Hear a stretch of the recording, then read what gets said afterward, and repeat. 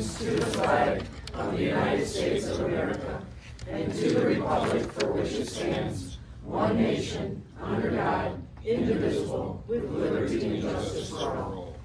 And if we could have a moment of silence for our service members serving overseas. You may be seated.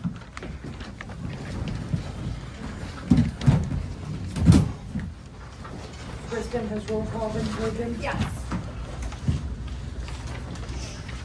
And I would like to excuse Tom and Brenda this evening. And now we can start with introductions. Chief. Scott Sutter, Chief of Police. Ryan Will, Fire Chief. Don Grice, DPW Director. Tessa Sweeney, Director of Senior Services and Community Engagement. Brooke Card, City Treasurer. Kristen Kenyak, City Clerk. Ellen Glass, City Manager. Denise Miller, City Councilor. Brad Dick, City Councilor. Liz Armstrong, Mayor. Jerry Link, Mayor Pro Tem. Pam Howell, City Councilor. Moving on, we'll go right into special presentations. Brody's gonna, Okay. yeah. Really need an introduction, but Brody, affiliated with PFM, is back to do another presentation on the rates for this year, so. Good evening, everyone. It's good to see you all.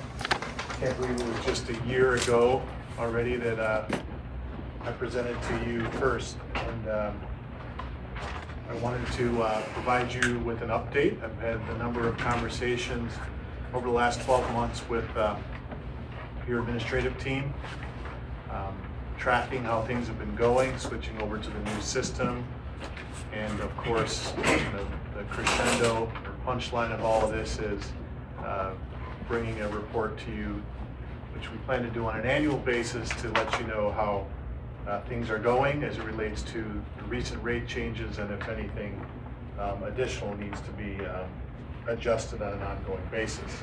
So you see the presentation in front of you.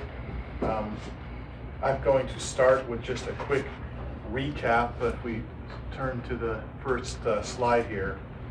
So as we look back to April of 25, one of the things I wanted to just kind of look back in history quickly was that this question of was a rate increase necessary? Because that was one of the charges we were given this past year. And the answer is, we all know, yes, it was.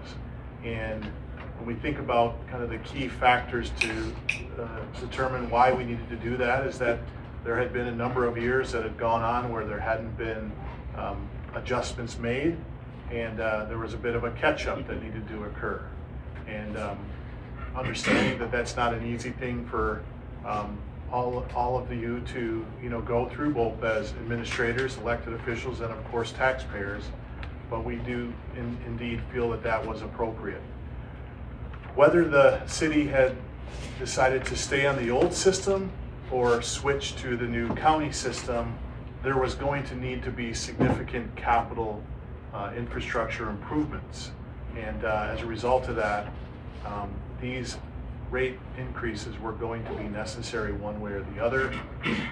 I just highlighted a few other things that we had talked about this past year when we were here, which is, we're going to be ongoing monitoring of, we're going to continue to monitor future capital needs. That's going to be a critical element to future rate increases, but also starting to set some targets as far as what healthy cash reserves look like, as far as days cash on hand as a percentage of your operating expenditures, maintaining healthy debt service coverage ratios, and as you all know, there is a board policy to maintain at least a 25% fund balance. So if we can go to the next slide, one of the things that we wanted to look at here is, well, how has the system been performing over the last year? And two key metrics that are input variables into your finances are your total MEUs, and then of course what your usage is.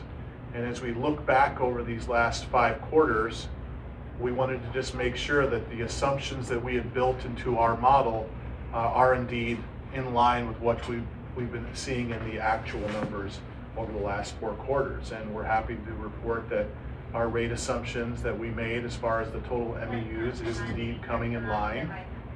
And then as we look at usage, this is the part where there's a little bit of art with the science in that we're looking back here on 3/4 of this fiscal year and not having the actuals for this current billing cycle, which is going to run through the end of May. We've got to make some adjustments, or I should say some assumptions here. So if you look at your water usage going all the way back to 2021, you've definitely seen a trend downward in total usage. As we look at where things are going to trend this year, it appears that we're going to be going back to more normalized levels. We did see a dip in usage in 24-25 that could have been due to a little bit of conservationism on behalf of the community as they were adjusting to the new rates. But we are anticipating, should we have a normal weather cycle this spring, that your usage should come back to in line with historical figures. So those are two good things for us to be checking, obviously, because those are key drivers in our assumptions that we built in for this prior year's projections. And so as we turn the page to more specifics as it relates to Fund 591's financials, you'll see here that things have been coming along just as we've anticipated for the most part. If you look at the operating income or loss for each of the quarters, and then you look at that total line versus budgeted, we're running just about where we anticipated we were going to be. So given that, we can turn to the next page. We are recommending at this point that there does not need to be another substantial step up in rates this year. Now, if you look back historically, when we went through the first major water study where there was the recommendation of having 2 steps to get to the appropriate levels, at this point, given that we are not going to be doing some of those major capital improvements until we kind of evaluate some other financing options, as well as just the way things have been trending, we feel comfortable that at this point we don't need to do that. However, we highly recommend that we start to look closely at some annual inflationary adjustments, in particular to your base fee. As we are evaluating potential future adjustments that the county may be making as they look at their wholesale charges, that's going to be something else we need to look at. But for now, we were comfortable that given that your fund balance is healthy and that we are going to be putting some of your capital projects on hold as you evaluate some of these other funding sources, that we do not need to increase rates at this point.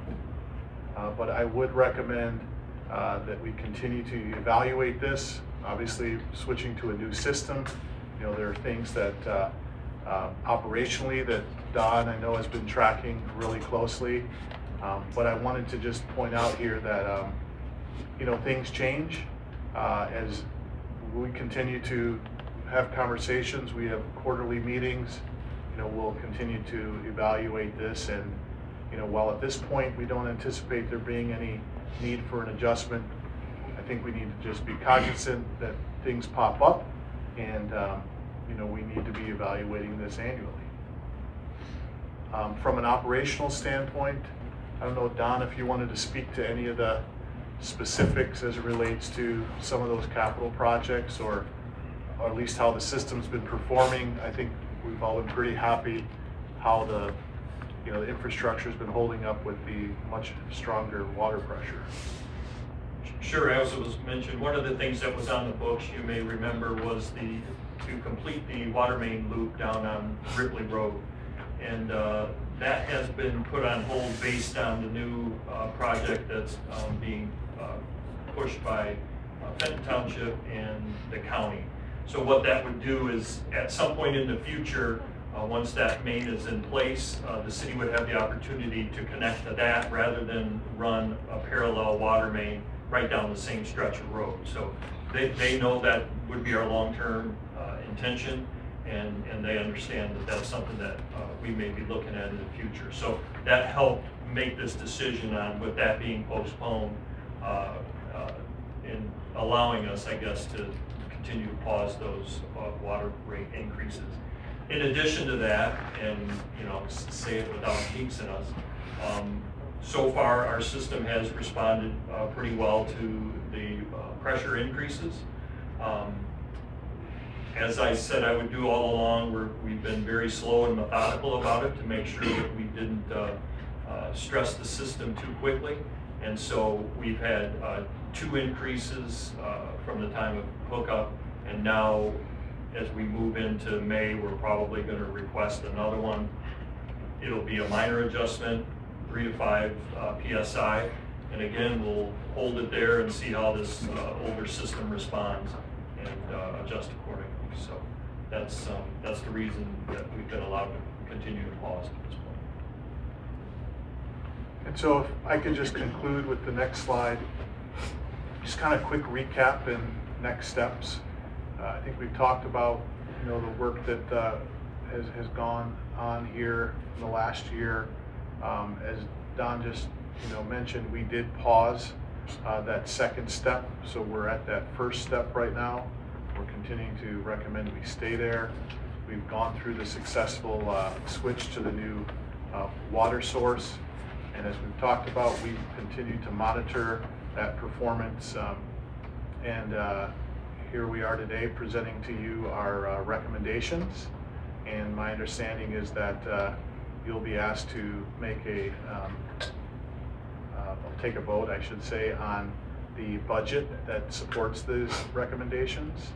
And we're on to a new fiscal year, believe it or not, already July 1st. And as I said, we'll continue to work closely with your administration to monitor this over the next 12 months. So happy to answer any questions you may have. Do any residents have any questions for the representative from PFM? Okay, seeing none.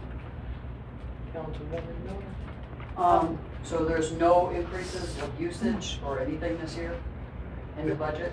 In the budget, as far as increases to the rates, no. So we're not recommending at this point a need to increase the base fee or the commodity charge, the usage fee, nor the debt fee. But as I mentioned before, long term, as we look at rolling in some of those future capital projects, and there are some inflationary pressures on the budget in the form of wages and healthcare costs and utilities, things of that nature. Right now, there's enough fund balance to sustain this pause again, but it's definitely something that would not be sustainable long term. And next year, we should be looking a little closely at that again. But for now, no increases across the board. Okay, thank you very much. Crystal, do you have a moment? I'm just curious of what the water pressure actually is. I know in the beginning it was in the 50s, and we just hear, increments of, 5 or 6 pounds or whatever. So what are we at as the So prior to the connection with Genesee County, we were checking the pressures throughout the community at 4 different districts. If you think of the east-south, north, south, east, and west, we were monitoring all those locations. Prior to the connection, for example, South Bridge was at 35 PSI, North Bridge was at 40, Silver Lake out near the city limits was at 30, and then out at the middle school on the western border was at 42. At the last monitoring, we had to take our pressure gauges off before they start freezing. So at the last monitoring, south was at 53, the north was at 52, the east was at 41, and the west was at 56. So generally speaking, we've had a 10 to 12 PSI increase throughout the community. Thank you. Sure. Councilman Dick? No questions, thank you for your report. Councilwoman Howard? No questions, just again, thank you. Councilman Lynch? No questions, thanks for the good news. I want to thank you for the good news. I do want to ask, and I'm not sure who can answer this. So does the money possibly from Rep. Mueller and the state, does that play into this at all? Would there have to be an increase if we did not receive that money this year? So I think part of the thought process that went into maintaining a pause at this point is to give, I think, everyone a little bit more time to digest these potential outcomes from alternative funding sources. And anytime you can find appropriations or monies through low interest rate grants, that's the way to go. And it definitely will help the burden of the financial performance. And if you can find that money, it will definitely help with those future. But go ahead, sorry. What they're recommending is regardless of whether we get the funding or not, because we're not sure when, if, how much, right? So their recommendation is not necessarily based on that. Yes, it's pretty fluid, obviously, so if that comes into play, then we can always come back to the table and make adjustments at that time. Very good, thank you. Thank you very much for coming, we appreciate it, and thank you for the good news. We're gonna move into correspondence. And we have none, and so then public comment. Judy Preston.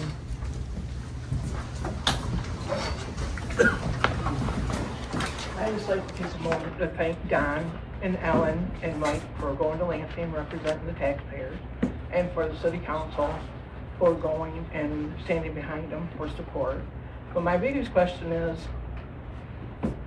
if, like Ellen said, if we do get the funding, it doesn't help with anything that we are, like, of the bond.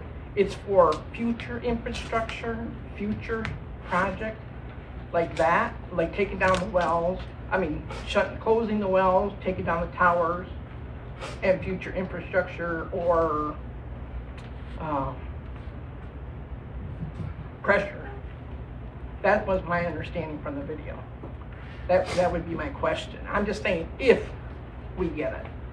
It shouldn't, my understanding is it doesn't go like, say you put, just say an example, you get 2 million. So $1 million doesn't go towards the bond fund, and $1 million goes towards infrastructure. I think it's all supposed to go towards like infrastructure. That's my question.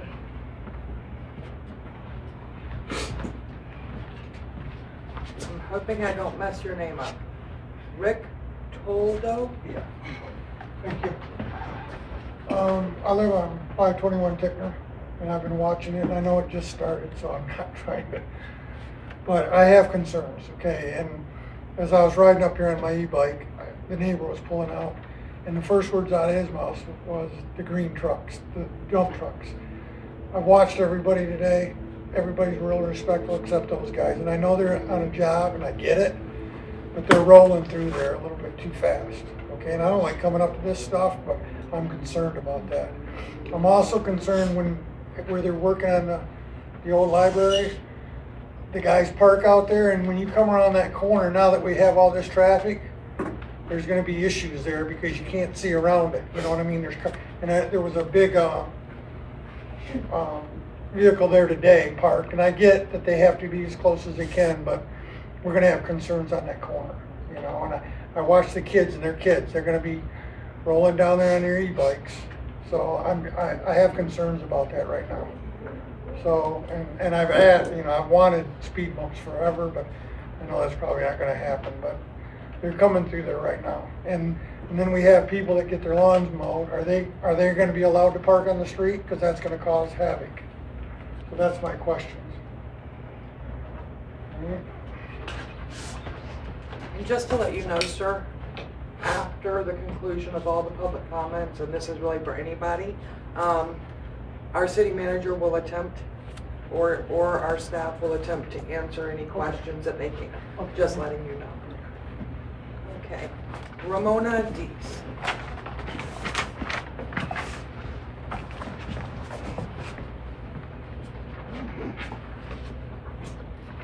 live at 506 North Bridge Street, right across it down a little bit. It has come to my attention that people have been spreading unfounded rumors about present council members and past members of the LOSI board and employees. Where is the kindness? Where is truth? Where is integrity and responsibility? Please be aware that spreading unfounded rumors that damage reputations could lead to a libel lawsuit. And also I have a comment about the traffic on North Bridge Street. There was a car went down there today when I went out to get my mail. He must have been going 50 miles an hour. And it's been a problem, especially when the police officers are down monitoring the traffic at the schools. Apparently people know that they won't get caught and they come whipping through there. Thank you. Thank you. Brooke Tucker.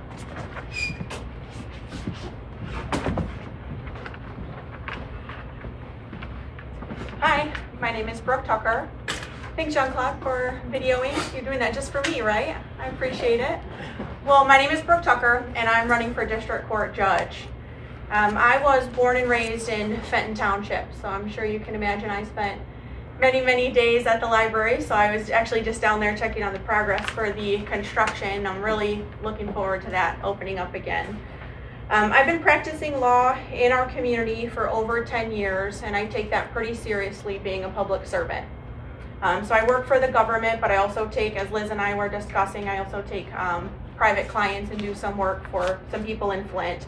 But I have civil experience, criminal experience. I've been on the plaintiff side and the defense side. I have the experience necessary to carry on the work of the district court after Judge McCabe leaves. We've been very fortunate to have Judge McCabe a majority of my life, actually, watching over our community, and we need somebody in this spot who's going to continue that. I'm so happy that the high school government class is here. I actually taught a college government class at Eastern when I was in school, and I love government. I've been a government attorney and public servant my entire career, and I'm really happy you guys are here, and if I could do anything to help enrich your experience, happy you're having a real life experience. But if you guys want a public servant who understands the responsibility of the role of judge, who takes public service seriously, cares about our community, is going to show up and work hard every single day, even when the days are long, even when the job is not fun, then I would really appreciate your support. My name is Brooke Tucker, and I'll be on your ballots August 4th. Thank you so much. If anybody has any questions too, I'm a pretty open book. I welcome any questions that you have. I'd like you to get to know me to the extent that you can. Thank you so much. Thank you. Monica Larner.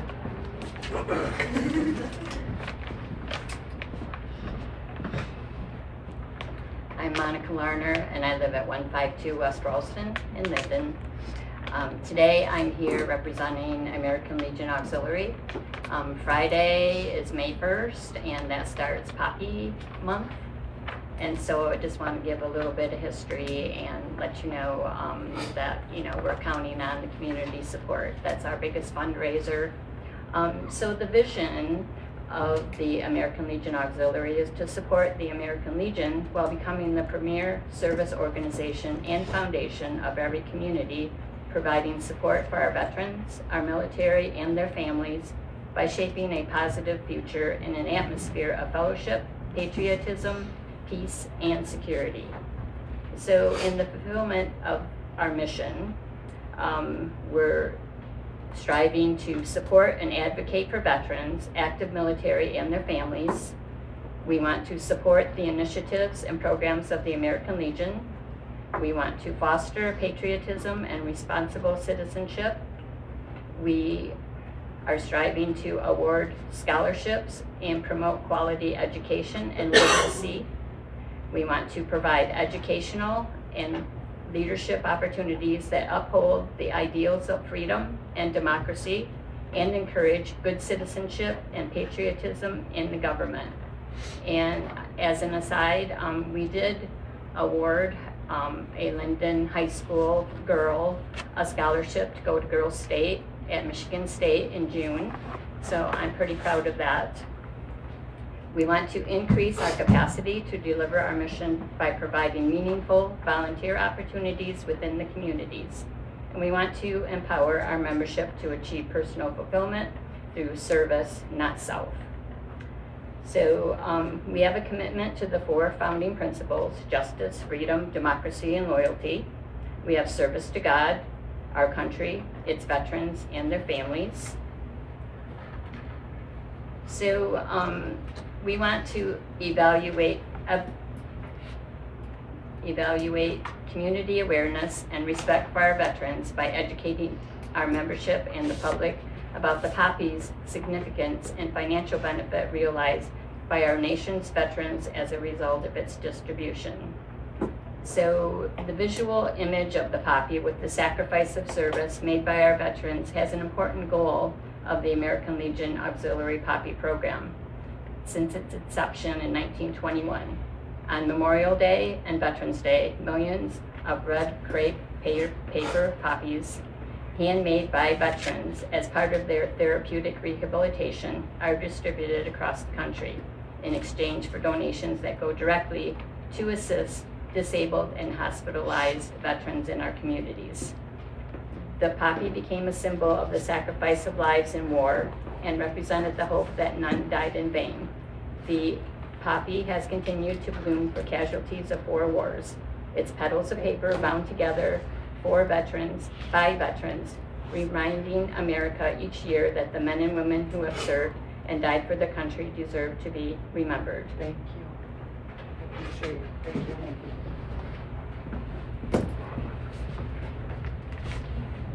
Are there any other public comment? Okay. Seeing none, we're gonna move on to our consent agenda. We have 4 items this evening: the minutes from the last meeting, the amended rules of procedure, the financial reports, and the application to use public property for Linden Brewery Company. Is there a motion? I make the motion to approve the minutes from April 13th, 2026. Support. Is it to approve just the minutes or the consent agenda? Did you send? Dick?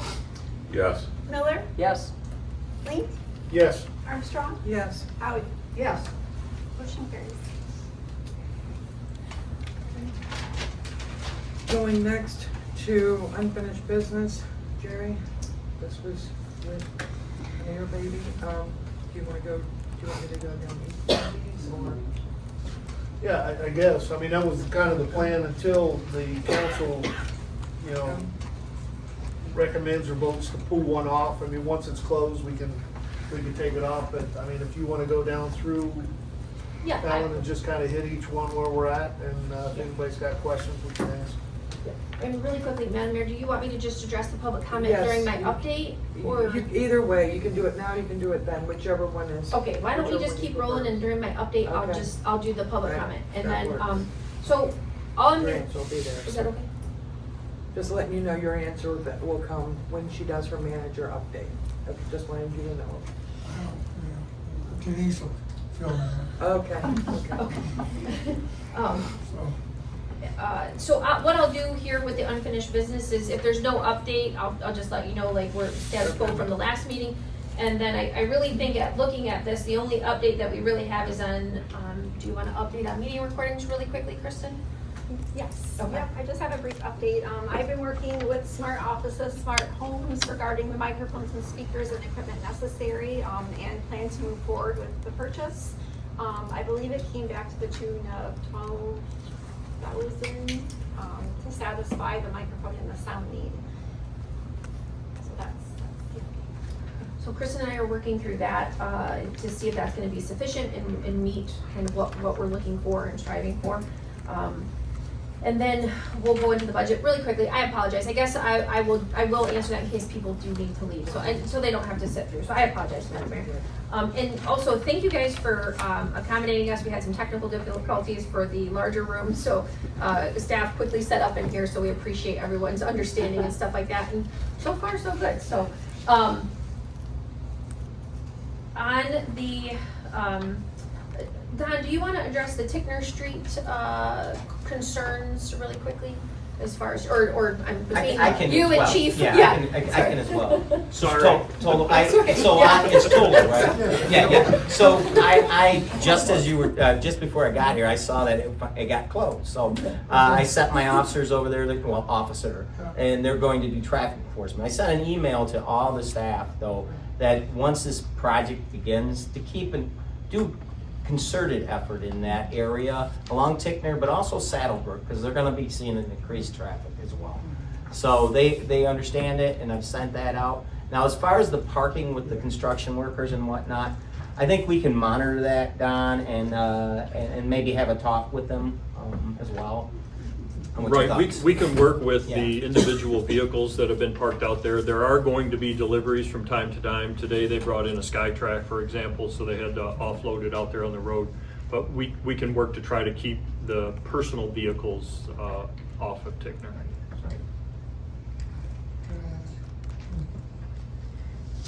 What about the lawn? My concern is the lawn, can they park on the side roads or? We try to give them some leeway. I know, We I do, understand that, but but we'll monitor that as well, because it's gonna be increased traffic for sure. And then, so, yeah, we have to look at the whole picture and look at the puzzle and see how it's going. So, no, I appreciate it, man. I'm sorry to be a pain, but. No, hey, I get it. So, and I appreciate your comments, I do. And if I may address Ramona's as well. So, we do only have one officer, and maybe we switch off some of that and have them come here. But for the time being, we're going to actually concentrate, like I said, concentrate some of that effort in those neighborhoods, because of it's going to be a lot of traffic down there, I think. So, but I will let my officers know about that as well. Okay. We know it's a significant inconvenience and stuff with these road projects and things going on. So we're going to do what we can to minimize the frustration as much as possible, while still trying to allow work to get done as efficiently and quickly as possible so we can get out of the way. So we do appreciate it, and thank you. And then Judy Preston, you asked the question in regards to the funding from Mueller's office and stuff like that. The short answer is right now we just don't know. When we went in front of them a couple Fridays ago, we submitted for decommissioning of wells, demolition of water towers, additional PRV valves or pressure release valves for additional water mains, and also consideration for CCIF fees that we've had to pay to the county. So again, we're not sure, and so we will hopefully know in the coming months what's going to happen with that. But that is what we actually submitted to the state, and so we'll remain hopeful. And continue to be engaged in that process, and as we know more, than everyone else will. So that's kind of where we're at with all of that.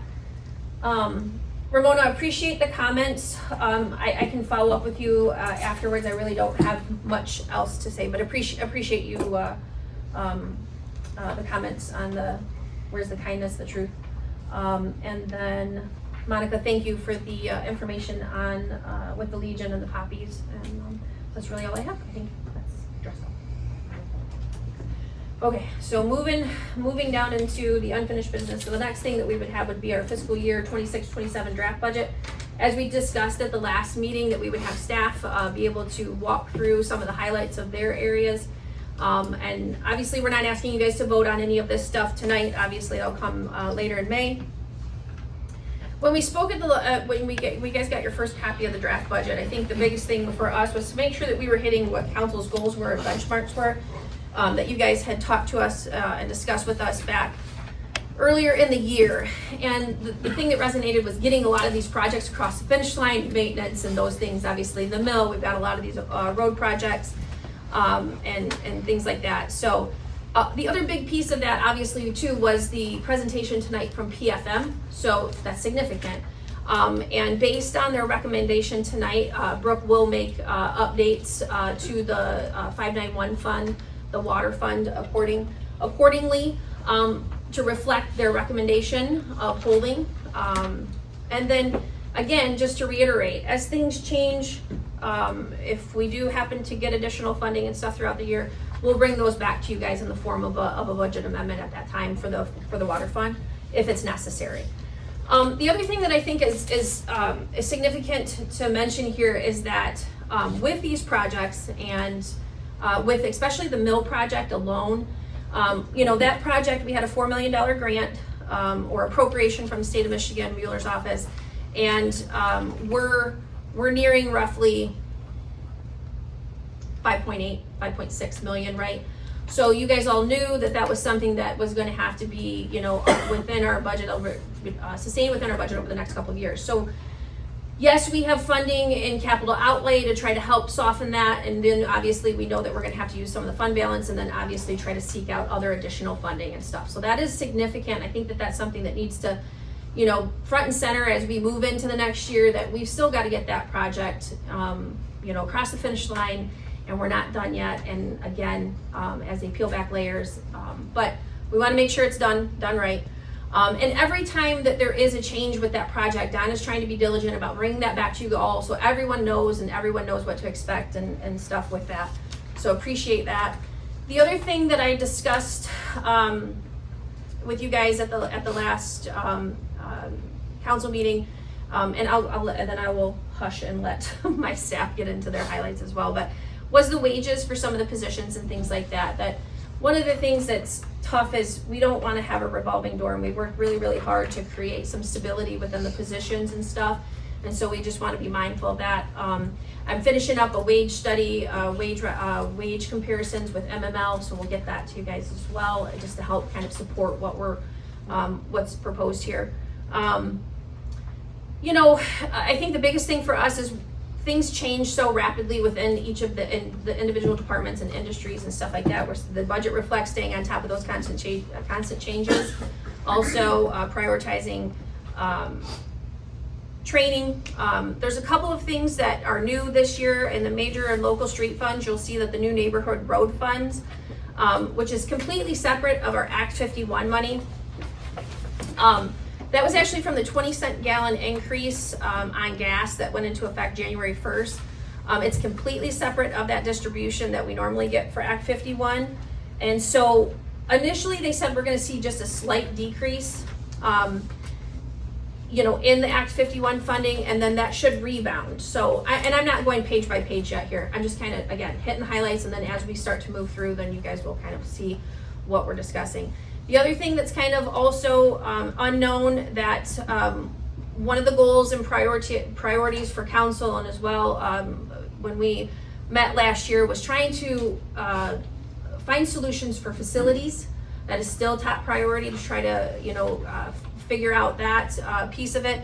We did apply for some potential funding through Peter's office. We still have not heard from that as well. That would help to do some renovations for fire, police.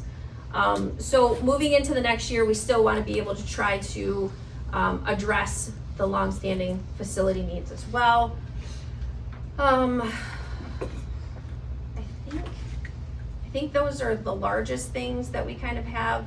And then I guess if we want to move down through it and allow my staff to hit the highlights of theirs. You want to start with the general fund, Brooke, not to put you on the spot, but we'll move down through general fund. And Brooke does a significant amount of work on this budget to help get it ready for you all and make sure that everything is everything that you all have communicated and all of the community's priorities, and as well as the just managing it from a day-to-day.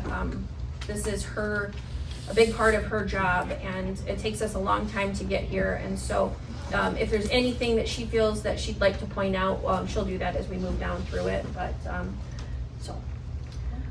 starting with the revenues reflect an overall 2.75% increase. Where the property tax went up $39,274. I kept it at about 2.66%. This closely aligns with the state allowable inflationary growth factor of 2.7%. Overall, the proposed revenue budget reflects responsible forecasting and provides the resources necessary to maintain city services. There really isn't much to comment in the revenues. We kept it pretty conservative. The only change I did want to make sure I pointed out to you guys that will reflect differently in the packet that you get to adopt in May is that after we passed out the packet, me and Don realized that the parking lot for the mill had not been accounted for. And so 200,000 came out of capital to be put into the mill in order to redo that parking lot. So you will see that reflecting in the council or the packet that you guys will get in May to vote on. And really we just decreased that capital number and then put it separately just to make sure that that parking lot gets done for the mill. And that was numbers that Don. Yeah, additionally, that may change because we may be able to share that amongst general fund and DDA, so. That is a possibility. Possibility. So, I think everybody, my fellow clerk and Tessa, she will be coming in her own, but as well, as far as the general fund, Don will speak on his department. It's, looks pretty good. So, do you want me to go into my department now, Ellen? Yeah, and as we'll go through the first page of your packets that you guys have. You'll see that there's an increase in overall for the city council budget, mainly training and legal fees. Is reasoning is it was trending upwards, so we just want to make sure that we have enough in there for the coming years. No significant changes in city manager. I'll work down through, we'll go down through, Kristen, not to put you on the spot, we'll work down through city clerks, and so I'll let Kristen be able to hit highlights on hers. Okay, so just the main areas and the main categories for my budget really boils down to staff costs in development and retention, election administration, FOIA and records management, and council and board support. So my requests focus largely on training and ongoing operational needs, necessary technology, and staff development. We also, do you want me to hit elections right now? You might as well go ahead and hit elections as well. So you will note a significant increase request in the election expenses. This is due to the fact that we will be needing 3 new tabulators and 1 voter assist terminal as the contract with HART is ending in early 2027. So right now, the RFPs that the state put out, those closed in February, and now the joint committee is convening to select which contract, which vendor to go with. So I was advised by the state to just budget an approximate $15,000 per precinct based off that. So I hope to know more information before the end of the year, but I just wanted to have that on there to plan and as a placeholder going forward. Going forward, also department goals, just continue to enhance records organization, record keeping through digitization, enhance council and board support, continue to streamline internal processes, all elements of election administration, voter registration, and that just sums it up. Just happy to answer any questions you may have, and thank you for your continued support. We'll move on to the second page under community coordination, which is a portion of just Tessa's role. Tessa, do you want to hit any highlights here at all? Yeah, I don't have much. We just increased the training budget for me for this time for kind of concentrating more on that part of my job of the human resource training, finding more opportunities for the training on that. So. Moving down, no real changes to the board of review. Moving into the treasurer's budget, you'll see Brooke, if you'd like to hit. Yep, mine kind of reflects Tessa and Kristen as well. The proposed is primarily wages, payroll-related costs, insurance, retirement obligation, and professional development. The training is split between myself and my deputy. promote continued education. That's important, and I think that's the biggest increase for mine. And really quickly, health insurance has seen some significant increases in the past couple of years. We have another meeting actually coming up with our insurance rep, just to discuss. We're trying to move away from, our insurance is on a calendar year, and we're trying to move to a budget year of July 1, so it coincides, so we're not doing like a mid-year increase.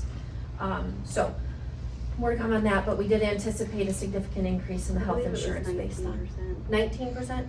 Yeah, that's what they're projecting. Some has seen upwards of 22 to 24%. So, buildings and grounds, you'll see that that's come down actually a little bit. I don't know if there's anything wordy there. Don, do you want to mention? I mean, I think the biggest thing for us is once we finish up the bill, that was a significant amount of what that budget was as far as just overall routine day-to-day maintenance of when the mill was, city council chambers, museum, library. But no significant changes there, but I don't know if there's anything that's, you want to highlight there? Okay. Moving into page 3, under general government, again, actually that is actually proposed to decrease, no significant changes there. Reason for decrease is last year we already did the BSNA transition, that's where we housed that BSA cloud transition. We do still have to finish up the server project and updating some of the PCs and some technology, so we have that addressed in there as well. No significant changes in the building department, Department of Public Works, overall. Again, health insurance piece of that is significant increase. We're not sure where we're gonna be with Don's position in the new year. We do have that position advertised and stuff, so we'll see where we land with his specific role with a new staff member. Anything there, Don, that you want to touch on at all? I think it's... I don't think so. My piece in this is about 9 pages when it comes to all of it. All the other stuff. I don't think there's anything too big and scary in there. You've had the opportunity to look at it. I can go through line by line if you'd prefer, or I just say if you have any questions, let me know. I've already been doing that. Again, no significant changes with obviously like solid waste, street lighting, engineering, all of those things. The cemetery, moving on to the cemetery, as you guys know, we did discuss, we did accommodate for columbariums, potential for columbariums. We're not sure, we did put a placeholder there. We're not sure where or the actual cost once it's finalized, but we do want to try to explore that and come back to you all with some potential for replacement of some columbariums. It's not just an easy to do the columbariums because it's a platted cemetery. There's some things that have to be done down there, and you can't just set them. So there's some work that would need to be done before we actually move forward with that. But it is built into the cemetery. Is there anything else there? No, just some drive repairs in there. We started last year with some in-house repairs in some of the worst areas, but I would like to do some more substantial work in there. It's really starting to fall apart in there. So I'll talk later on in the meeting about another program that we're starting up this year, and that may play a big role in this cemetery. Under planning and zoning, we do have fees for HDC. We, as you guys know, the last time that we renegotiated our contract with Wade Trim, we wanted to have a third party be an advisor for the Historic District Commission, because it can sometimes be a little bit tasking and a little bit complex. So that's accommodated for in there. Again, the capital outlay budget, as you move down through there, that's that placeholder to be able to wrap up some of these larger projects in the new year. We're not sure, again, where we're gonna land with some of them as far as budget-wise, but we wanna make sure that we have a placeholder there so we can accommodate some of the mill overages and things like that. Again, the others are pretty standard. move into Major Street. Don, do you wanna, anything on Major Streets there that you wanna highlight? No, it's pretty standard. Yeah.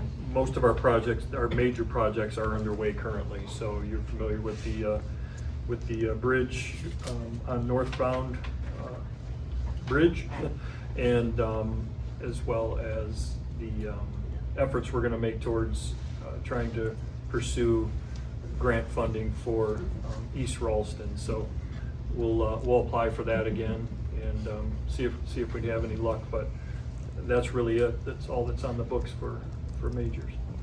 And you'll see the reflection of that additional funding that I spoke about, the new 20-cent gas tax that was added on in January. It was reflective in the revenues for that. And then you'll see that the contribution to local streets increased because of that additional funding that we are able to now funnel to local streets. Obviously, we have way more local streets to maintain than we do major streets, right? And so the ability to share that funding is significant. So there's just never enough money to fix all of the roads and all of the issues all at once, unfortunately. Yes.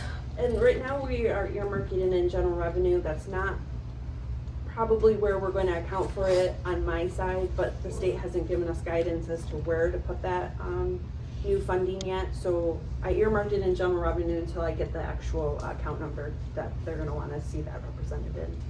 So. But we did want to make sure that it was accounted for at the revenue It's there in level. general revenue, but more than likely it'll look different once I actually get word from the state to where to account for that. So. Did you have a question on that end? No. Oh, okay, sorry.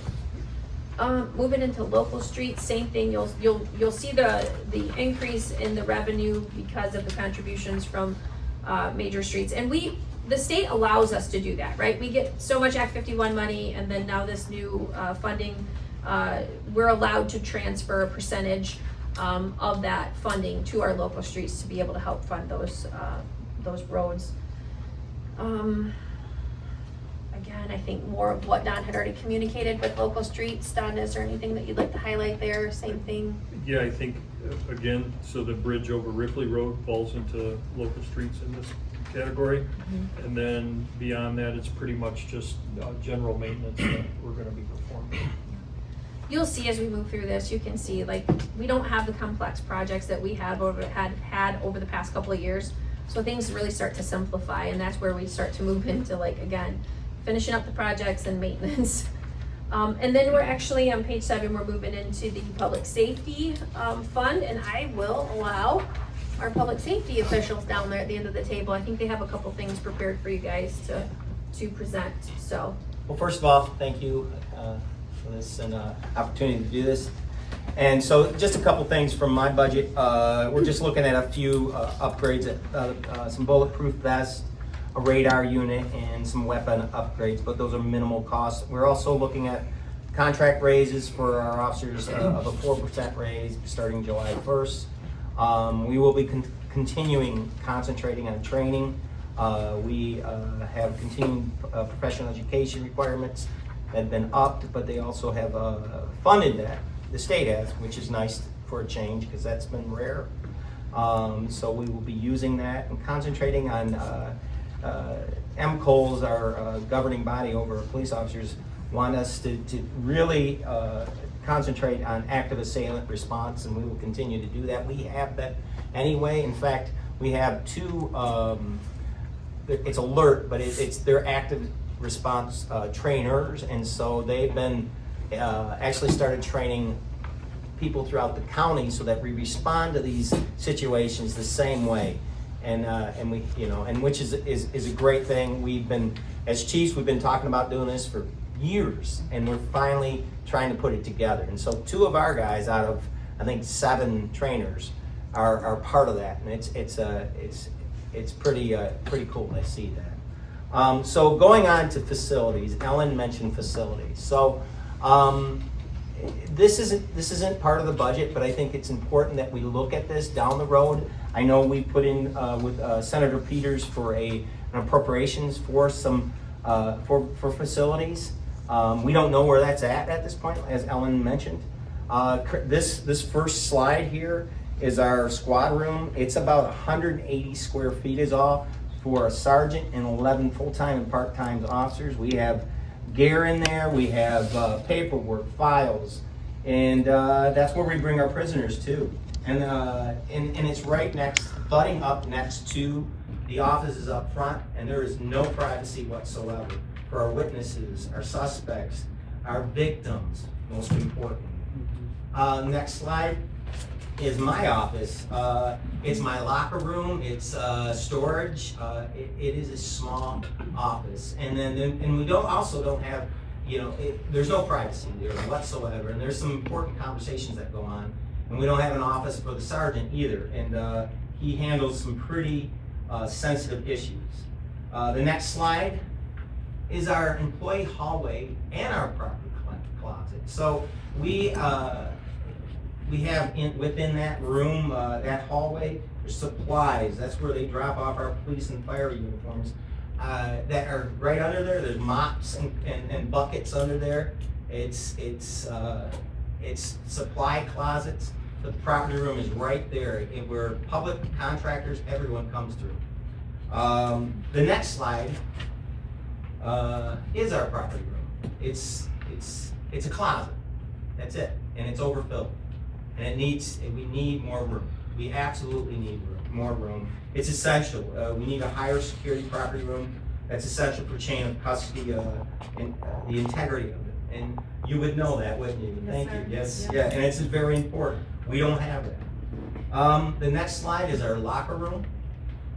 This space, it's the weapon storage, radio room, equipment room, uniforms, and other storage, along with the toilet and whatnot. And it's just outside the locker room. And we have guns and whatnot, and radios there. Just outside that is another community hall, not community, but employee hallway, where contractors and employees go through. It shouldn't be that way. It shouldn't be at all. The slides you don't see, that's the last slide. You don't see these slides because they don't exist. We do not have any holding cells. Our officers are forced to keep the rest of these in the small squad room, and they're within a few feet of them. As they process them and do paperwork, they're exposed, and there's a barrier protecting them. And like I said, they're literally a few feet away. They're exposed. Our staff is exposed. Any community person is exposed. We need a holding. We don't have that currently. An interview room. You don't see that slide either. Michigan Public Act 479 mandates we have an audio-visual recording of our interrogations for major felonies. We don't have that. We lack the specialized room and equipment to fulfill this mandate. A processing area where we can safely process prisoners. The prisoners are right outside our employees, and that our front staff. That's not safe for them at all. And then a sally port. We don't have anywhere to securely bring in a prisoner. We come through the hallway, the property room, where there's brooms and whatnot, and weapons even. They could use it as a weapon. It's unsafe for our officers, unsafe for our community, our staff here. So in conclusion, the current state of the facilities are extremely unsafe for our officers, our staff, and the community. Modernizing these facilities is not merely a request for convenience, but a necessity for legal risk and officer protection. Thank you. Brian, do you have anything that you would like to share with the council? Yes, my biggest item or ticket on the budget this year is a truck replacement proposal. Requesting approval to replace our engine 12, which was purchased in 2001. Budgeted for a new conventional cab engine with a top mount control similar to our existing two engines, with a budget of $525,000 to $550,000. The resale value of our current engine 12, which will be replaced, is currently at $45,000 on the market.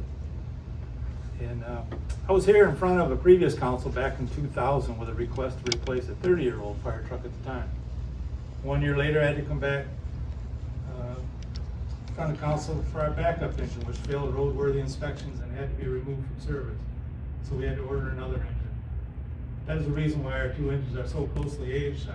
Ideally, we'd like to space them out 5 to 10 years apart for financial ease. I'm here tonight in front of you to make a similar request, which isn't as bad as then, but getting close to those days.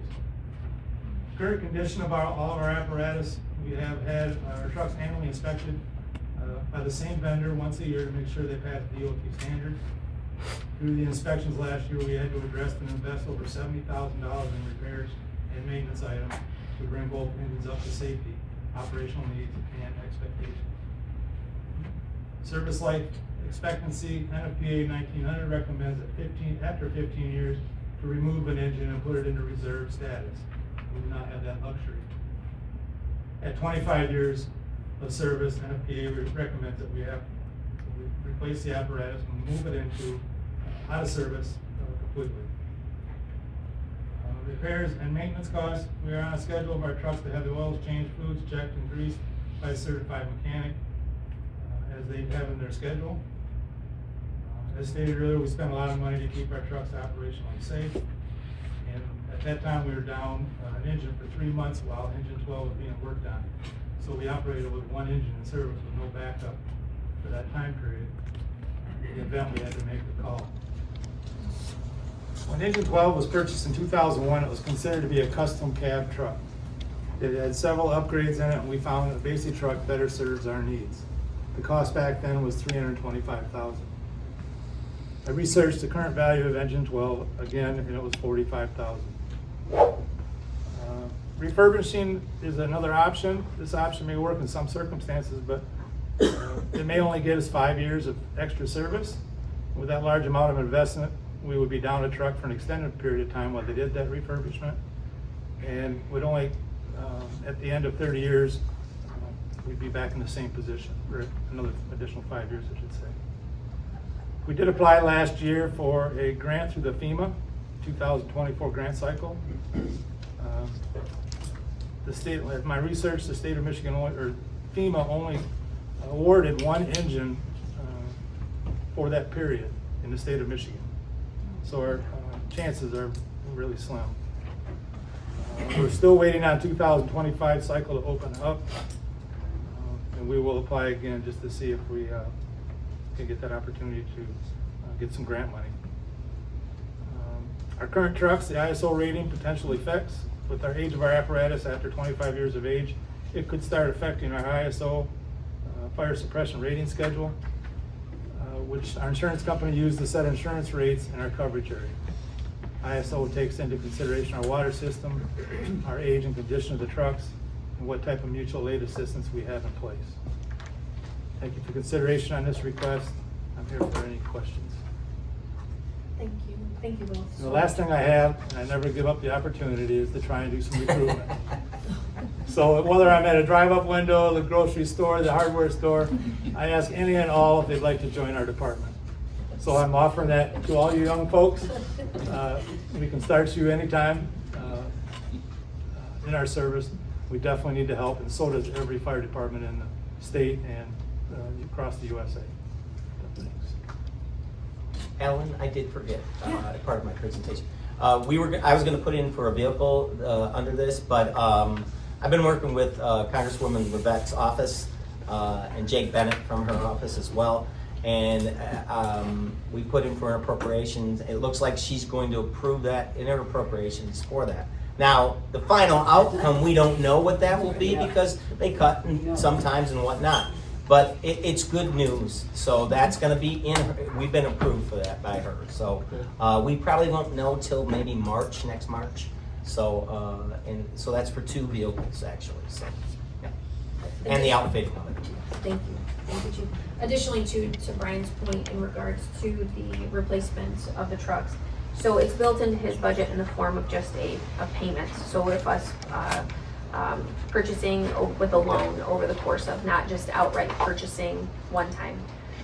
So Brian's is accommodated for in there. And just because, and the other thing to just note, as Chief spoke about the need for facilities and things like that, and then obviously the replacement for the equipment, once you guys approve the budget, depending on the nature of what is in there, we would be bringing those items back to you because of the significant nature of them. So once we get through the budget, then Brian can actually go out for bids and spec a truck and things like that. We would bring it back to you and then have financing options for you all at that time.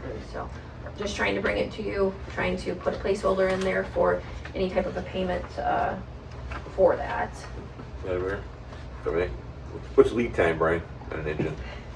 Being that we're gonna be ordering a stock truck and not a custom, which takes a couple of years in their system, the stock trucks, they say, can happen potentially in 2 to 6 weeks, so they run them off the assembly line rather quickly. I do have a meeting with the sales rep on this next Wednesday, and then another sales rep the following week, just to get some ideas on cost, availability, etc. Moving down onto page 9 into Losi Senior Center budget, you'll see a big significant change there, a decrease. Obviously, we finished up the projects with the annex and the renovation there. And I'll allow Tessa if she has anything that she'd like to highlight there. I don't have much. This is mostly just maintaining what we're doing now. So just like the biggest portion obviously being wages. And then going down to another big cost for us is newsletters. And then also in this budget is included is possibly getting the equipment for Hall A and B updated. So those projectors, the DVD players, the goal would be the sound system would still work, but just updating the visuals for that. And then that's the ticket items for those. Yeah, it's not significant. The other thing too is it reflects, we do have one staff member that's currently full-time that as of May 1st is moving to part-time, and we'll be focusing more on programming and classes and stuff, and then the remainder of that position has been absorbed with other staff members at Losi. So nothing significant necessarily. We do have some things that we're considering, like we had talked about before, with the potential for renovations to the barn out back and making some accommodations there to expand some potential programming eventually. Moving down into page 10 for the DDA, the Downtown Development Authority actually looked at their budget and did approve to recommend to council what you have in front of you. And again, we're anticipating some increases in the revenue side of things.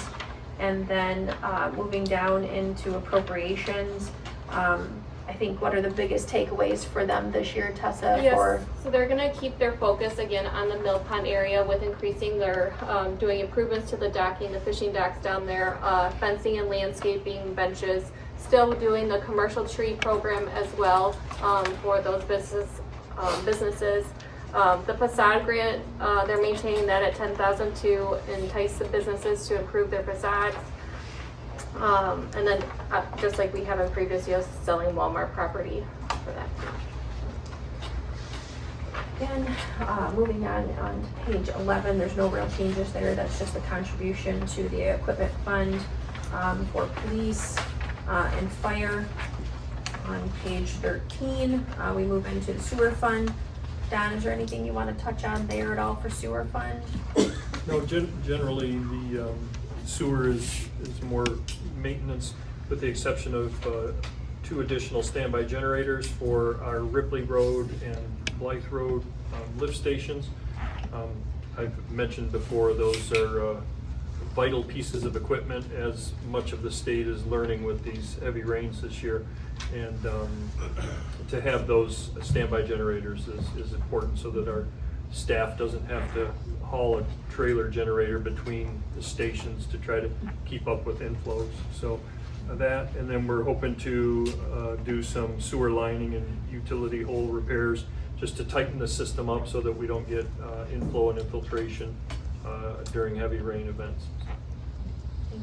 In addition to Don we've had a couple situations with the sewer in storms that a camera would have come in very handy.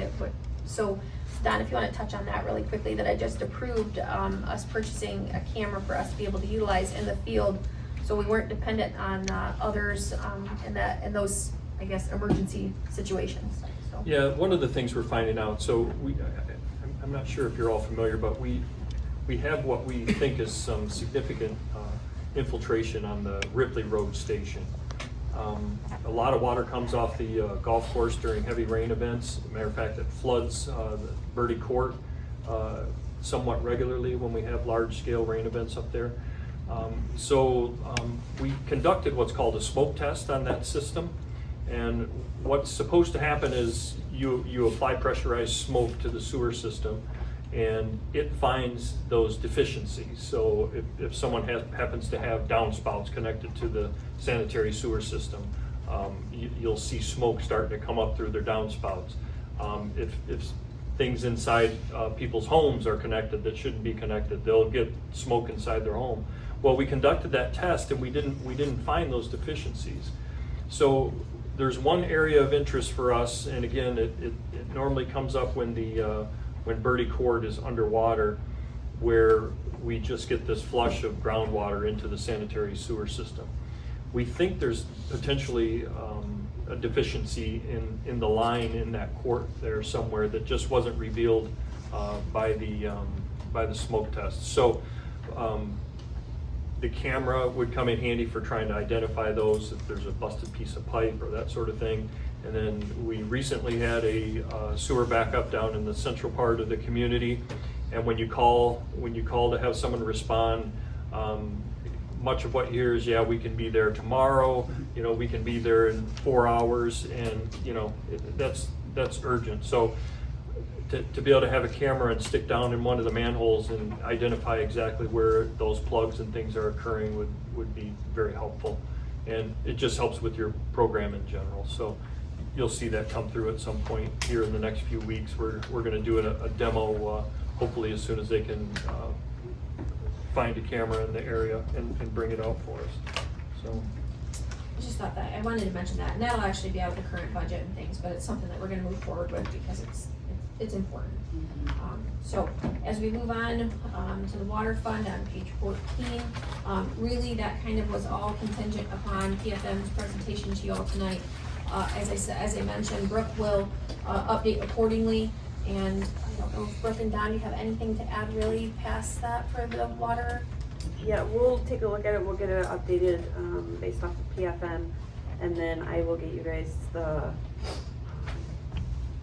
final copy of that before you guys vote on it, hopefully within the next week. another thing I'll mention is you'll see there's money set aside for a reliability study for the water system. And that's a state mandated requirement, and it should happen every 5 years. The last time it happened in Linden was 2018, and so they told us we had to have one done this year. They did give us some grace because they knew that we were in the process of either upgrading our water towers and wall systems or connecting to the county. So they extended that period, but they are requiring it this summer. It's currently underway. We had engineers out flowing hydrants a couple weeks ago, and that report will tell us or give us recommendations on what that water system, what additional improvements they recommend beyond what we may already have on the books. So more to come on that. Is there any system, I know we don't really know where all water mains are running. Is there any way to? So we're getting better. We had the engineers go out and they GIS located the valves and everything. We do now have a layer on our GIS system. It's not perfect.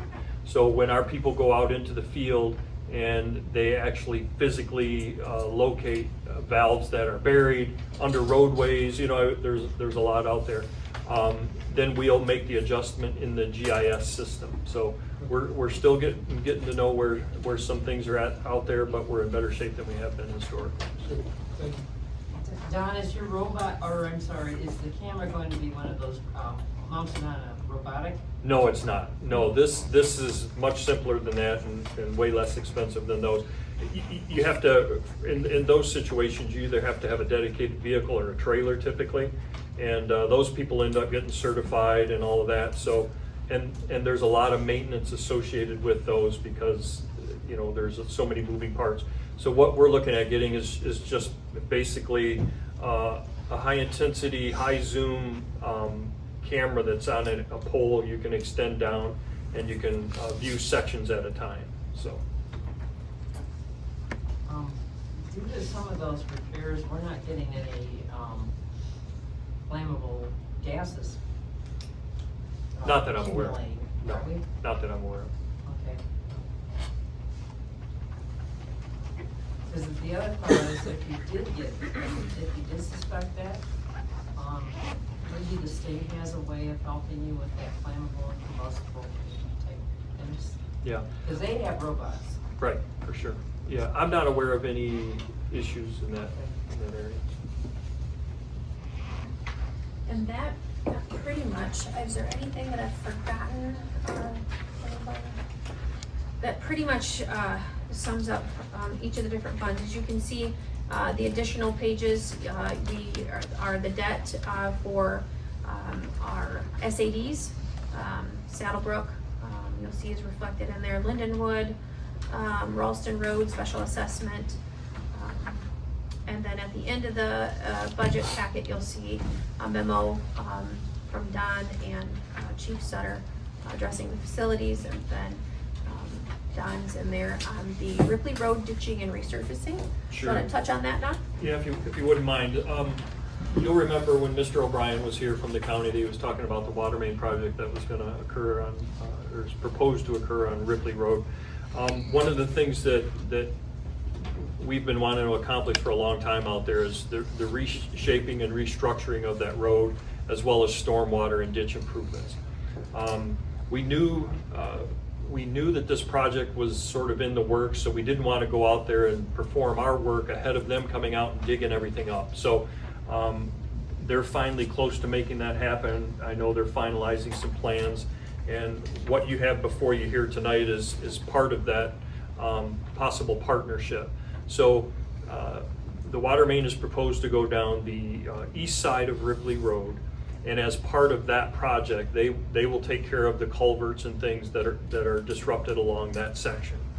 The opposite side of the road, in theory, remains untouched because they're working on the east side. So what I'm proposing is that we partner with them to get the road reshaped and reditched and new culverts on the west side, so that we don't have to come back, let's say, next year and inconvenience all of the residents once again with a major project out there. So what you see in your packet tonight is a engineer's estimate on what they think that work will cost. I think this sounds expensive, if I'm being honest. So I really have sort of two recommendations. I think one of the things that we can do is we can go ahead and put this in the proposal and get the bids back and see what those bids actually, where they actually fall at. And then we would obviously bring that part of the project back to council and have a conversation on if you wanted to proceed or not. If it comes back too expensive, we can always do it ourselves at a later date and come back and see how those numbers work out. So I have it here tonight just to sort of get some direction. If you guys would like, I'll have them include it in their packet as an option, and then I can bring it back and we can discuss it. Do we need a vote or just a? Just head nods, it's fine, it doesn't, yeah, perfect, okay, that's what we'll do, thank you. Thanks. So thank you guys for being patient as we walk through that. And I just think it's important for you guys to hear from the staff on their individual departments and stuff like that. I know it's a lot of information to digest, and happy over the next couple weeks to field any questions or concerns. Anything you guys have, just reach out to me. We'll set up a time, or if you have just questions we can address as time allows. So appreciate the patience as we walk through that tonight. Yeah. On one item, the comment card updates. Oh. I know that you included those in the packet. I just wanted to say thank you. So if somebody has a question wants to know what the answer to somebody's question was from a previous meeting, it's in the agenda packet that is put out at the following meeting. So thank you for doing that. Yeah, thank you. So that's it for tonight. Thank you. We're gonna move on to new business. Madam Mayor, can we ask a couple questions real quick on this? possible. Is the recordings in the budget? So yes, I think we've talked over the past couple of meetings that we're actually trying to solve that in the current budget. And so we're hopeful that that will be resolved in this current budget and not have to address. But we do have funding if it does move into next. Chief? Yes. Is this something that we have numbers on or any idea of how we can accomplish this? Because honestly, to have a victim to come in the police department, I could not even imagine. It's very sad because all your identity is gone just by walking in that parking lot. Is this something, do you know of a place that we could start accomplishing this, this year, or? I think we're working, Don and Ellen and I are working on those alternatives. Don's pulled some numbers and we're working on that. So, but I think it's something, that's why I brought it onto your radar because, hopefully we get the appropriations from Peters, but it might not happen. You know how those things work. And so it maybe sometime early next year, if we don't get it or we find out soon we don't get it, then we got to pivot. And the safety of your officers. My officers, the you only have community, one the officer. victims, it's just, Combination. Yeah, it's the staff, everything. So, but yeah, we've been working and talking about this, so yeah. Well, thank you. And for the chief as well. Yeah, and Brian, we know you need the equipment. That's a given. And thank you for both of you guys, what you're doing for the safety of our city. Because I know that, honestly, when I call my insurance company, they say, where's the closest fire department? It brings down our insurance on their homes too, So thank you very much for all of you, and thank you for the budget. As part of, Brian, as part of your package that you're going to put together on the new engine, you're gonna put in what would happen if we don't, like the ISO insurance cost up increases and how much we can get for the old engine on the market. Yeah, I gave you that number of Yeah, it was 45,000 is the 45,000, current yeah. value on the market. Yeah. I was gonna bring ISO in after the water pressures are at Don feels are at max, so that we have that benefit. So that might be down the road a little ways. But, and I can make a phone call to see what kind of effect it might have for our age of the engine. If that has a big bearing or a little bearing. And does that also reflect that our homeowners insurance would also go up if we have? That's what the ISO does, the ratings lesser boards. capability. Insurance for- companies pick that okay, up for all right. each municipality. Because I think that's really important. People know To that. all of you, yes. One other thing, Denise had mentioned the recordings. Can some of that be taken care of with the pay grant funding? Okay. So, Or all of it? yeah, it can. We're just trying to work on the most efficient, cost-effective solution that also that can potentially expand, I guess, in the future if need be, if we want something more sophisticated eventually and stuff like that. So we're just trying to make sure that we handle it, like I said, most cost-effective and efficiently as possible, but also still being able to meet the need and the requirements. So yes, we can pay for that with PEC funds. Thank you. Any further? Perfect. Okay, we're gonna now move on to new business, resolution number 04-26, approving amended MI-MABAS agreement. Brian, do you want to address the? Yes, currently in our county, we have a mutual aid agreement with all of our departments in our county, that if we need their help, they come here and it's free of charge, and we do the same for them. This is a Michigan MABAS agreement, which is just another amended form of it. We signed one back in 2017 for a similar setup, but this expands it to the state level. If we have a large event that we would need resources outside the county, this group would request them to come with aid, whether it's vehicles, manpower, or specialized equipment to help with whatever our need is. So it's another free benefit that we have. Obviously, it's one we hope we never have to use, but it's there in case we do. For instance, the 2007 fire at downtown, we had 30+ departments there from all over, outside of our county. This would so that kind of event would trigger help from around the state. Are there any resident questions on this agenda item? Seeing none? Councilwoman Howard? I don't have any questions on this, except to state that it's extremely important that we approve this because we need that agreement with outside forces in case we need help. That's demonstrated all the time, you know? Yeah, North's got several groups from downstate up there helping them with their flood situations. Councilman Link? This is just an agreement. Is there any equipment that's used as far as responding between different outside the county or anything, or? Not on our station, no.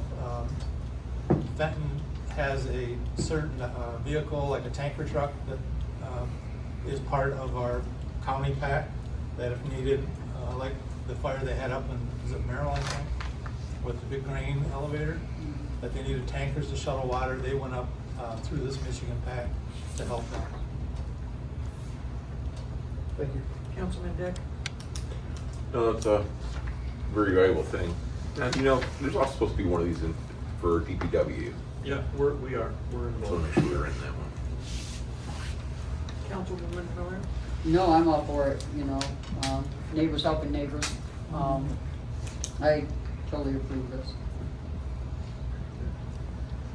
Is there a motion? I will make a motion that we pass resolution number 04-26 approving amendment Michigan Mavis agreement. Support. Armstrong, Yes. Link, Yes. Howard, Yes. Dick, Yes. Miller. Yes. Motion carries. Moving on to the 2026 roadway mill and overlay repair program. Mayor and Council, you have before you a memo requesting approval of the 2026 roadway mill and overlay repair program. As is mentioned in the body of the memo here, we have annually had a crack fill and seal program going on for I think about 3 years now, and that's to help preserve the longevity of the road and preserve that infrastructure. We're sort of taking it to the next level with this program. What this would be is there's certain roads in our community that are still in fair condition, but there's certain sections that have just sort of fallen apart. So what this would do is we would have a company come in and do a 2-inch mill and overlay. So it's very similar to the overall project that's happening on East Broad, but this would just be small sections of roadway to help improve, again, the rideability of the roadway, help limit the amount of time that we have to spend out with cold patch and those kinds of things. So it's just an inexpensive way to extend the quality of your road. It's not a long-term solution by any stretch. These patches are typically something like a 5-year patch, and normally what happens is the rest of the road continues to deteriorate and the patches becomes the better part of the road. But again, it just buys us time until we have the money to do significant road projects. So that's what's before you tonight. We went out last year and identified several areas. So I think in addition to those areas, we had a really harsh winter this year, and there are some more that have popped up that we're gonna go out and measure. And as is mentioned in the motion here, there will likely be funding beyond what's called out in the body of the memo. And but we'll certainly work within the constraints of the budget to keep that moving forward. I also mentioned about the cemetery. So one of the things that we're going to do is when we have these contractors in town here, we may have the opportunity to piggyback and see if we could do what's called a crush and shape in the cemetery, and that would be just sort of an inexpensive way for us to get a better quality driveway in there. So we would like to have those conversations while they're in town as well. I would get that number from them and come back before council specifically about the cemetery. Do any residents have any questions on the roadway mill and overlay repair program? Seeing none? Councilman Dick? No, you've investigated, that's a great price. I can't believe they came in that low. Quite a range, you see. Yeah, it's huge. Some people are very, very proud of their asphalt. Yes. No, good job, thanks. Councilwoman Miller? The most important question, when will you start this? Well, I had a phone conversation with them and they felt as though we could start it as early as June. I may monitor, we got a lot going on in town. But I do want to utilize this budget as well. So I'll probably get them in here sooner. This would be like a flagged operation. So they would come in, they would mill out a section, they would have flag traffic around it. So we wouldn't anticipate any major disruptions to traffic. So That's my biggest worry right now. yeah. All right, thank you so much for getting this done. Councilwoman Howard? So Don, it sounds, this is a great project that we need to be done now. I mean, case in point, some of our roads probably wouldn't be as bad if we had done this. But I do have to ask you, so the work in the cemetery isn't a dead-end project, is it? No, it would just be the beginning. He's still alive. Now you know, right? Hey Pam, that's on tape. Is there like a section or like a length where we say, okay, hey, you know, we're probably only gonna do this long, or is it really gonna be budget driven or? It will be budget driven, certainly. North Bridge is a good example. There's several areas on North Bridge that have just sort of fallen out. And so once we get this approved, you'll see that we'll do some pretty decent sized sections on North Bridge and then some smaller ones. So it's just sort of a hodgepodge, you know, they call it like quilt repairs. And then that leads into my other question. So it's not just local streets. If it's major streets, does the state or county assist us in any of that? Not Or in they- this case. Not no. till it goes completely bad. Okay. Any idea how much this saves? Long term, has there been any studies or anything, or? Yeah, I wouldn't even say it's as much of a savings as it is just extending the ride quality of that road for a longer period of time, you know, so. All right. It's what I call heavy maintenance, you know. All right, thank you. I would like to know, I heard one example of a road. Do you know other examples of roads that you have looked at for this program? Yes, so North Bridge, the most work is actually occurring on North Bridge. We have a small section, the hump, it's come to know, over on West Broad. So we're gonna try to work on that. And that's been complicated because there's manhole structures there that need work as well. So there is a lot going on over in that section. Hickory, we've been trying to get Category B funding to redo all of Hickory. Hickory is also a major road, but we've failed to do it. And I think the issue there is the traffic counts just aren't high enough to score on the state's rating system. So there's some areas on Hickory, and then as I was saying, over the winter and this spring, we're starting to notice on some of the smaller residential roads, areas that have popped up that we would like to address as well. All right, is there a motion for the 2026 roadway mill and overlay repair program? I make the motion to approve the 2026 roadway mill. Support. Lee? Yes. Armstrong? Yes. Miller? Yes. Howie? Yes. Dick? Yes. Motion carries. Thank you. All right, managers update. I sent out an update on Friday just to recap some of the stuff, obviously the Broad Street resurfacing. They just closed the road this afternoon, so. The bridge project, Don, do you have any update on that as far as today? I mean, I know So they're- the west side of, the southbound lane, west side of the bridge is finished. They flipped over last Friday to the northbound side. You've probably all seen that in the lane shifts.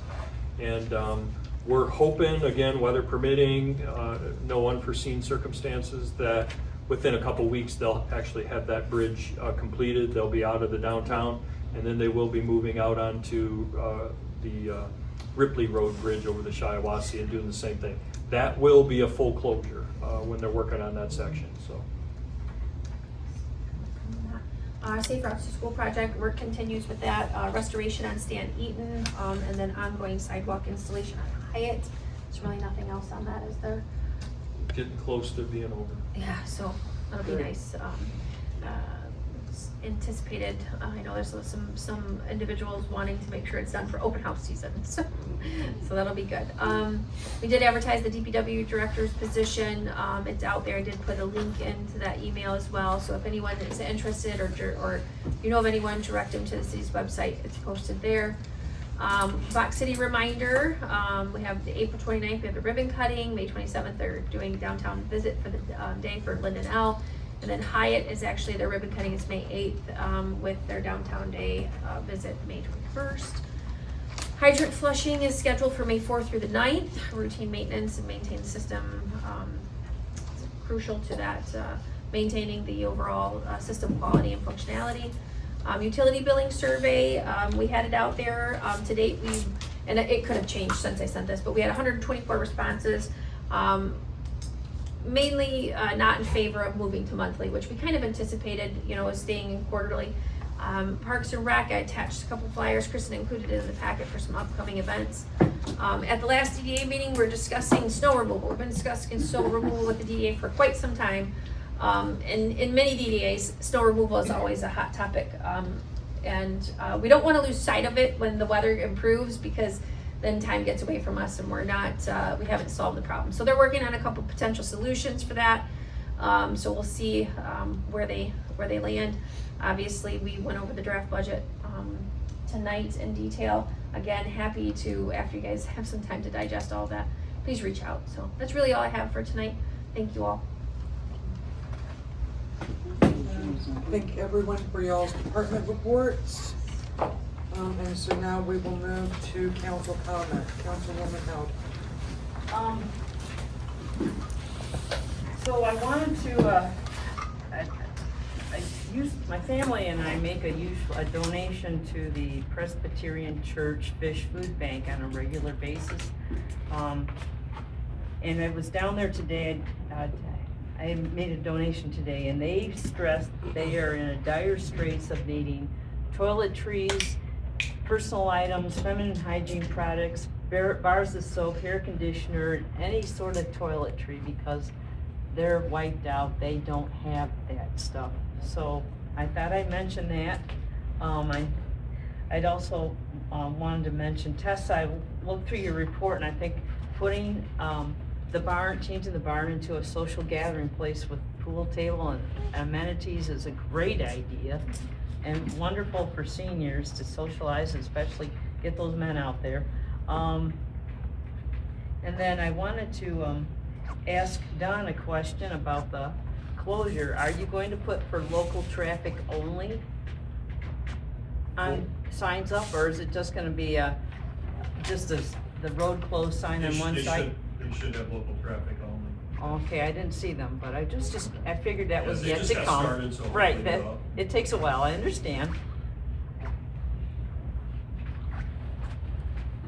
Councilwoman Miller.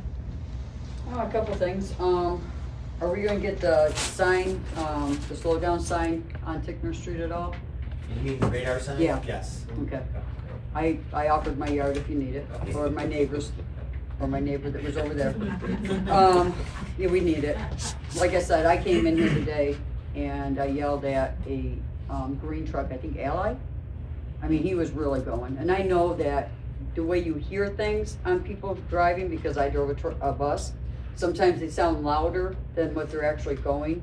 that truck was really going. So we need to remind those people that when they come in, there are visitors and they're doing some work in here, and they really need to be paying attention to our kids, our dogs, and our community on Tickner Street and Saddlewood. I have to say, I've gotten a couple phone calls, and I was kind of concerned. These meetings are for everyone, and we have people leaving these meetings with people yelling at other people about how they talked and what their opinions are. And you know what? We're better than this. We are better than this. I think we need to stop, think. We have students in here, government students, that don't need to hear the swearing. They need to see what a good functioning government does. So I'm going to ask everyone, just take pause, when we have these meetings, and look at your surroundings. And I know it's really emotional, but we really need to calm it down just a little bit. I'll talk to you about the fee debts and everything else about Representative Mueller at another time. I plan on coming in this week to go through the budget. And again, all the departments, thank you for what you're doing. I don't feel that the police and fire department need to be where they're at either. And even our workers, they're all squished into this little building. I think working together will get it done. So thank you all. I'm good. Councilman Jim? One of the comments last week was the e-bikes. I said, do we have anything in our ordinance for those at all? They are allowed at this point. Now, there's a difference between an e-bike and a motocross type bike. Sure, If it, so, and if they don't have pedals, then it's more off-road. So, but at this point, those other e-bikes are. No, I know South Lyon just passed a ordinance we want to look at, keep them out of their central business district when they're off sidewalks, kind of thing. I didn't know if we had any kind of enforcement teeth right now. Could I just follow up on what you just said? Is there an age limit that these kids? No. Not in the ordinance. Oh, good Lord. Okay. But there is it talks about the ordinance about recklessness and whatnot, and so, yeah. But I can tell you, we've been monitoring that. In fact, we've had kids walk their bikes, but if they're legal, and they're driving appropriately. Now those, I don't know, not motorcycles, I don't know. Right, yeah. But mini bikes, electric mini bikes, that's what they are. We tell them to get out of here. So Okay. they have been, so. Thank you. I know it's at least 3 or 4 different classes. Some Yeah. of them are allowed on the lap pathway, and some of them aren't. Right. Councilman Link? I would just like to comment, I don't know if everybody knows, but Don and Ellen went before the House Appropriations Committee and did an excellent job trying to get money for the city and to help pay off that. So we appreciate your efforts from the city. And I know this is something that Denise and Liz from the council had spent a lot of time working on and campaigning on to try to get this money to help the citizens out a little bit. And even if the money is going towards water towers and capping off the wells, that's still expenses that would have had to been shared by the residents, whether it's going directly toward the debt fee 100% or a portion, or I know it's not gonna be 100%, but even if it's not going towards the debt fee, it's still helping the residents out because it's taking care of some costs that, like it or not, the residents have to pay for everything. So, but thank you for doing that, putting in for it, and all the work that all of you have done. I'm done. All right. Students, you can feel free to come up. Is there a motion to adjourn? I make a motion that we adjourn. I second that. Meeting is closed.